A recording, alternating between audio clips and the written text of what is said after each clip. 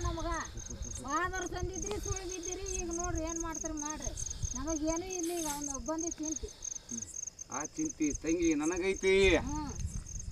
ಅದು ಬರ್ದ್ರ ಸಂಬಂಧ ಹಿಂಗಾಯಲ್ಲ ಕತ್ತಿತ್ತು ಈ ಜಾತ್ರೆಗೆ ಅಡ್ಡಿದ್ದದ್ದು ಹೋಳ ಮಾಡ್ತೀನಿ ಮುಂದೆ ತಿಳಿದ ಹೇಳ್ತೀನಿ